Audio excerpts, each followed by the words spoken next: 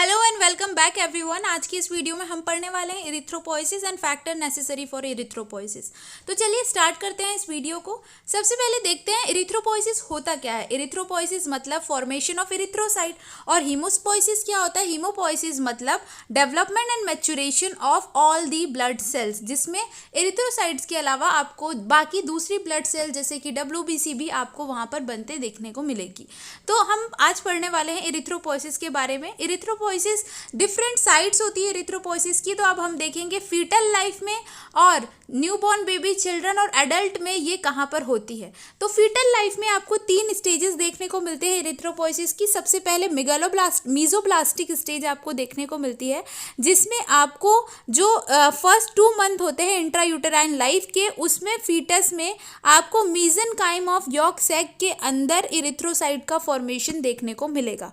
उसके बाद जो 3rd मंथ है इंट्रायूटेराइन लाइफ का, उस समय से जो आरबीसी है वो आपको लिवर मेन साइट हो जाता है for the production of RBC. Spleen and lymphoid organ also involve in the erythropoiesis. Next stage is myeloid stage. Myeloid stage जो लास्ट 3 मंथ होते हैं इंट्रायूटेराइन लाइफ के, वहाँ पर आपको आरबीसी देखने को मिलेगी, रेड बोन मैरो से प्रोड्यूस होते देखने को मिलेगी और साथ ही साथ लिवर से भी आरबीसी प्रोड्यूस होती है। तो इस तरह से फीटल लाइफ में आपको 3 स्टेजेस में आरबीसी के प्रोडक्शन देखने को मिलेंगे। नेक्स्ट अब हम देखते हैं न्यूबॉर्न बेबी और चिल्ड्रन और एडल्ट में आपको कहाँ पर देखने को मिलती है आरबीसी।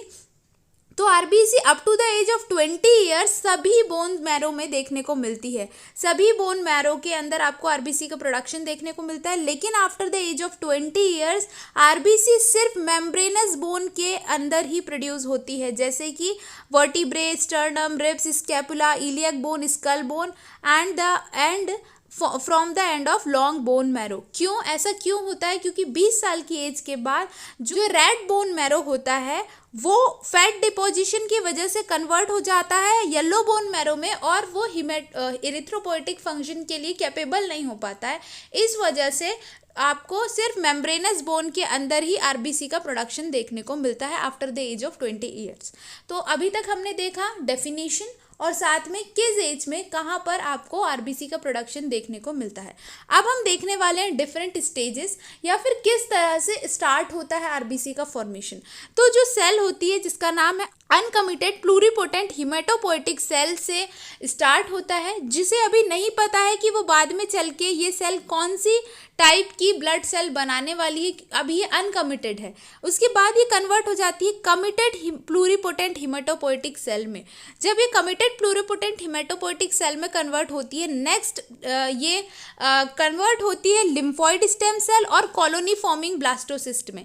तो जो लिम्फॉइड स्टेम सेल है वो डायरेक्ट आपको लिम्फोसाइट बना देता है, लेकिन हमें तो यहाँ पे इरिथ्रोसाइट पढ़ना है, तो हम अब देखेंगे कॉलोनी फॉर्मिंग ब्लास्टोसिस्ट में। एक्चुअली ये जो चार्ट है वो हीमोपोइसिस का है, जिसमें हर टाइप की आपको ब्लड सेल देखने को मिल रही है। हम यहाँ मेनली फोकस कर रहे हैं इरिथ्रोसाइट में, इसीलिए अब हम कॉलोनी फॉर्मिंग ब्लास्टोसिस्ट से डायरेक्ट देखेंगे कॉलोनी फॉर्मिंग यूनिट ई। और ये जो कॉलोनी फॉर्मिंग यूनिट ई है इसने बना दिया है रेड ब्लड सेल।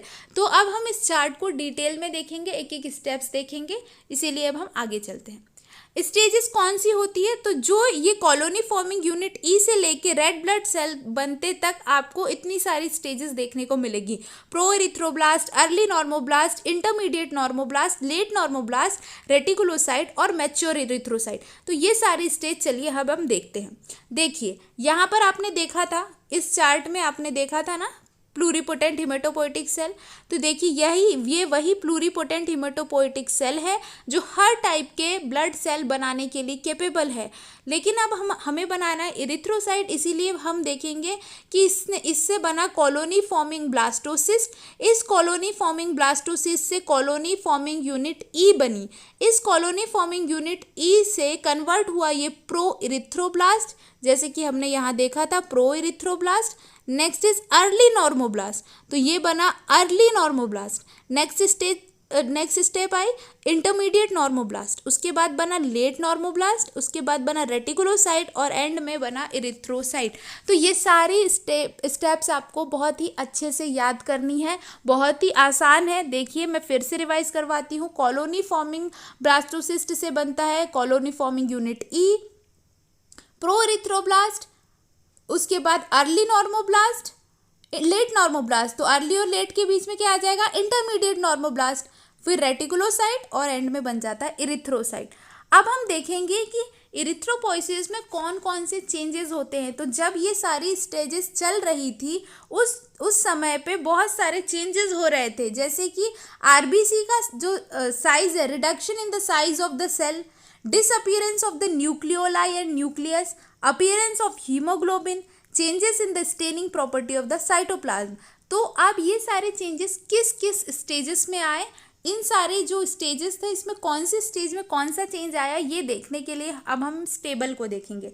तो देखिए, सबसे पहले जो प्रो इरिथ्रोब्लास्ट स्टेज था वहाँ पर हीमोग्लोबिन का सिंथेसिस स्टार्ट हुआ था।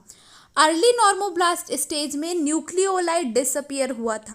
इंटरमीडिएट नॉर्मोब्लास्ट स्टेज में हीमोग्लोबिन स्टार्ट्स अपीयरिंग।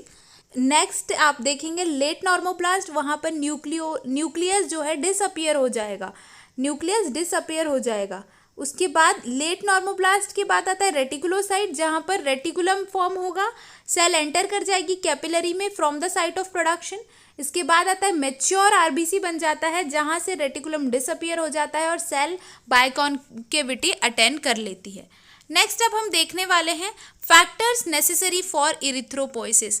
तो कौन कौन से फैक्टर्स होते हैं, तो 3 factor, general factor, maturation factor और factor necessary for haemoglobin formation. तो अभी हम सबसे पहले बात करने वाले हैं जनरल फैक्टर्स के बारे में। तो जनरल फैक्टर्स कौन कौन से हैं, erythropoietin, thyroxine, haematopoietic growth factor and vitamin, ये क्या है, जनरल फैक्टर्स हैं। तो सबसे पहले अब हम देखते हैं जनरल फैक्टर में erythropoietin. Erythropoietin most important general factor है जो इरिथ्रोपोइसिस करवाता है। ये एक हार्मोन है। Major quantity of erythropoietin is secreted by peritubular capillary of kidney. ठीक है, अब ये कब स्टिमुलेट होता है, जब हाइपोक्सिक कंडीशन हो जाती है उस टाइम पर ये स्टिमुलेट होता है ज़्यादातर। उसके बाद हम देखते हैं एक्शन। तो इसका एक्शन इस तरह से रहता है कि ये erythropoietin cause formation and release of new RBC into circulation, और जैसे ही ये सिक्रीट होता है इरिथ्रोपोइटिन 4-5 दिन लगते हैं इसको अपना एक्शन दिखाने में। जब एनीमिया होता है उस कंडीशन में भी इरिथ्रोपोइटिन का लेवल ब्लड में बढ़ा हुआ देखने को मिलता है। नेक्स्ट जनरल फैक्टर था थायरोक्सिन। थायरोक्सिन एक जनरल मेटाबॉलिक हार्मोन है और थायरोक्सिन एक्सिलरेट करता है प्रोसेस ऑफ इरिथ्रोपोइसिस। उसके बाद हम देखते हैं haematopoietic growth factor. Haematopoietic growth factors और ग्रोथ इंड्यूसर्स ये इंटरल्यूकेन्स है और स्टेम सेल फैक्टर है। जनरली ये फैक्टर इंड्यूस करते हैं प्रोलिफरेशन ऑफ पीएचसीज को, और ये जो इंटरल्यूकेन्स है ये ग्लाइकोप्रोटीन होते हैं जो साइटोकाइन फैमिली से बिलोंग करते हैं, और इसके कुछ एग्जाम्पल आप यहाँ देख सकते हैं, इंटरल्यूकिन 3, इंटरल्यूकिन 6, इंटरल्यूकिन 11। नेक्स्ट जो हम देखेंगे जनरल फैक्टर वो है विटामिन्स। विटामिन्स बहुत ही इंपॉर्टेंट है इरिथ्रोपोइसिस के लिए, और अगर इसकी डेफिशिएंसी हो जाती है तो अनीमिया और उससे रिलेटेड डिसऑर्डर होते हैं। तो कौन कौन से विटामिन इंपॉर्टेंट है, विटामिन बी इंपॉर्टेंट है इरिथ्रोपोइसिस के लिए, विटामिन सी इंपॉर्टेंट है, vitamin D and vitamin E important है। आप यहाँ पे रीड कर सकते हैं कि विटामिन बी की अगर डेफिशिएंसी हो जाए तो अनीमिया हो जाएगा और पेलाग्रा हो जाएगा। विटामिन सी की डेफिशिएंसी हो जाएगी तो अनीमिया हो जाएगा और स्कर्वी हो जाएगा। विटामिन डी की डेफिशिएंसी से अनीमिया हो जाएगा, रिकेट्स हो जाएगा। विटामिन ई की डेफिशिएंसी से अनीमिया और साथ में माल न्यूट्रिशन हो सकता है। नेक्स्ट अब हम देखने वाले हैं जनरल फैक्टर के बाद मैचुरेशन फैक्टर। तो मैचुरेशन फैक्टर इसको जो चाहिए वो है विटामिन B12 जिसे हम कहते हैं साइनोकोबालामीन।